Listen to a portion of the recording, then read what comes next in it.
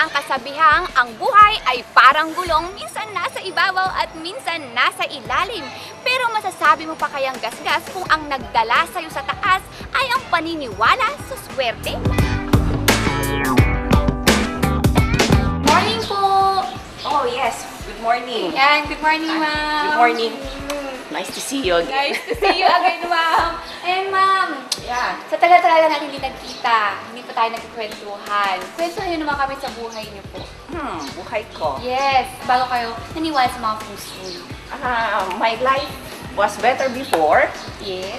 pero the best siya ngayon. The best siya ngayon, ma'am. Yeah, nung gumamit na ako ng crystal. Kasi I have this affirmation na I believe na every day in every way, I am getting better and better. Wow. So every day is getting better and better.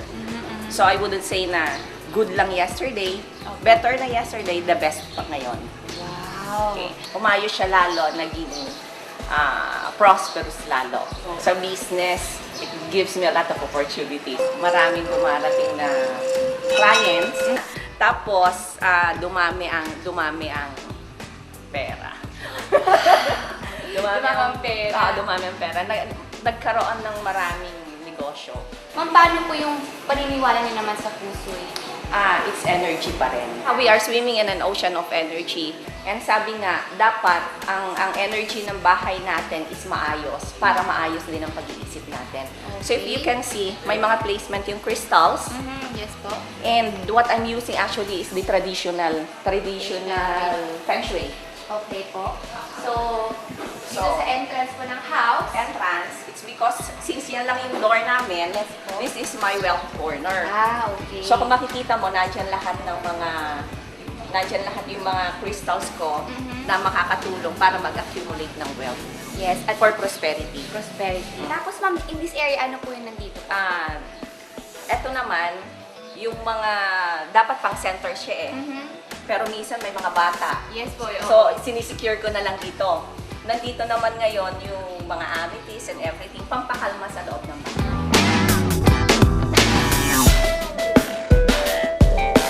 Sa paniniwala ni Tita Judith sa feng shui at mga crystals ay nag-open ng bagong kabanata ang kanyang buhay. Gaya na lamang ng kanyang business na sunod-sunod na nag-open nang hindi na pinaplano. Meron siyang framing, travel agency at crystal business at maging sa mga ito ay gumagamit siya ng feng shui.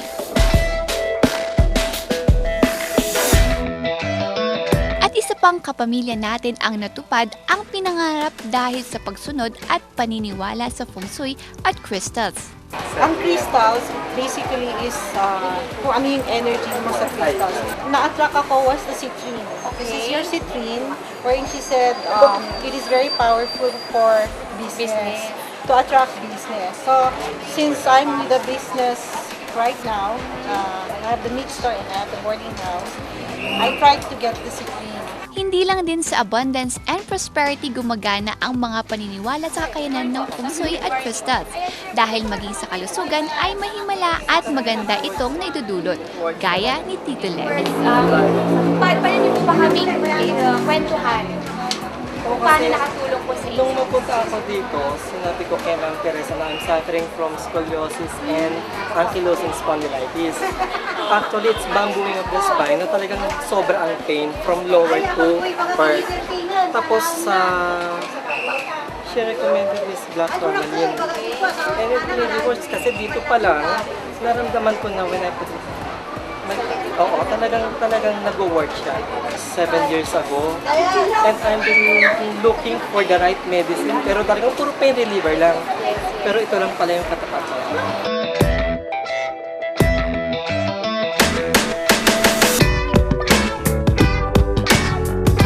Ang lahat ng mithi natin sa buhay ay matutupad basta't lalakipan lamang natin ito ng sipag, tiyaga at syempre pananalig sa may kapal. At ang yaman ay hindi susukat sa material na bagay, kundi sa pagiging kontento natin sa buhay na siyang nakapagbibigay kasiyahan sa atin. At lahat ng yan natunghayan nyo, dito lang yan sa Mag TV na ating to!